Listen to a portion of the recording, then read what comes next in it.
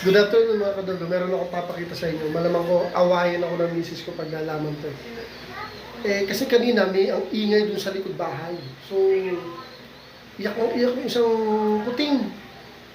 Hindi ko naman matiis na iyak ng iyak. Hinanap ko. Actually, hinanap ko. May maliit na butas doon, nasisilip ko siya. Alam niyo, ano ginawa ko? Tinibag ko pa yung maliit na butas. Kagagawang si Aryo na sa likod. Pero sinira ko para lang makuha ko yung puting. Rescuer na yata ako. Pero kung sakaling malaman ni Mrs. na papaliwanag ko naman sa kanya na pakakuha lang ko rin, palalakihin ko lang, kawawa naman eh. Hindi makakasurvive ko sa labas. Tingnan niyo mga kadogo, papakita ko sa inyo. Ito mga kadogo. No? Papaliwanag ko na lang kay Mrs. makakaunawa naman yan.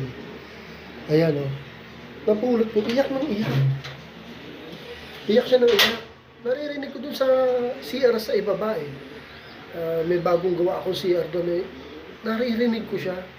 So may maliit na butas, tinibag ko yung tinibag ko pa pag nakita ni Mrs. lagot ako.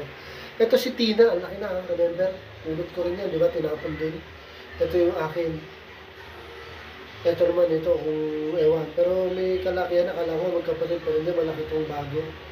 Papakawalan ko rin, papaunawa ko sa Mrs. ko, papakawalan ko rin. Pinadedi ko na yan ng gatas, ayaw pa rin kumain eh. So medyo tatagal sa akin siguro kasi hindi kumakain ng soli. Gatas lang. Malalakihin ko lang naman para makakain. Kahit si Tina, kung gusto niya lumaya balang araw, wala namang problema.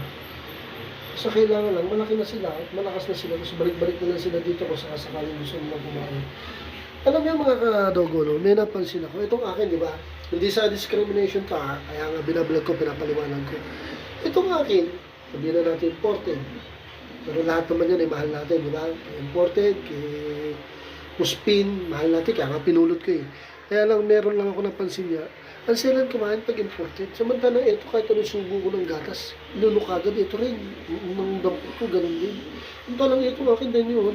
Pinadedi ko na yan, niliguan ko ang tumbler lagi. Hindi ko makain. Maunahan pa siyang tumaba ni Tina. Pero yan, mga kadogo, no? In-update ko lang kayo yun, si Tommy. Sabi niya, salbahe itong amo ko, dumadami anak ko, hindi ko maanak yan. Nalala. Ayun mga kadogo, in-update ko lang kayo, pinaliwanag ko lang sa inyo na ako ay may napulot na naman. Hindi ko kasi kayang hindi pulutin. Kawawa naman. At ano naman maunawa ko ng asawa ko. Kawawa kasi talaga. Ganda pa naman, di ba? So ayun mga kadogo, na kinuwento ko lang na ako'y meron na namang in-adapt. Mamaya ito away kami ni Mrs. dito. Pero hindi na ba? So yun, in-update ko lang kayo na meron akong bagong adapt. Okay? At i-update ko kayo. Palalakihin ko muna bago ko pakulunan para kaya nyo na makasurvive sa buhay nyo sa daan. Kaya nyo mang-hunt ang pagkain. Sa ngayon, maditid talaga kaya buhayin ko muna. Hindi natin kaya makita may mamamatay sa gutom ng mga pusa o aso. Okay, so dito muna mga kadogo ha. Update ko kayo about dito sa bago natin adapt. And doon kay Tina, yung isang adapt ko rin ng pusa. Have a nice day sa atin lahat. Thank you for watching.